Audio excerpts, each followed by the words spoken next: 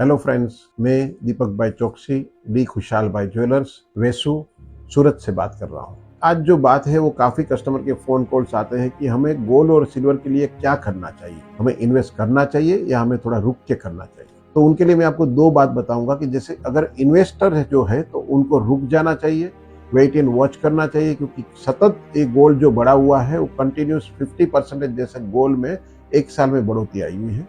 तो अभी हमें लग रहा है कि अभी टेरिफ वॉर जो है वो भी थोड़ा शांत पड़ रहा है और जितने भी इकोनॉमिक बातें थी उनके देखते हुए अभी गोल्ड में थोड़ी मंदी आएगी।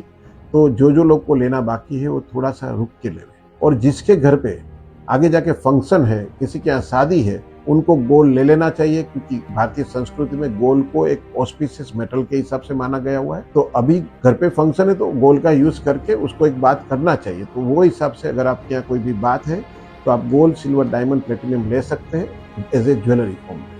Thank you very much. आपकी कोई कमेंट है तो आप मुझे डायरेक्ट कमेंट करिए या डायरेक्ट मैसेज करिए। Thank you.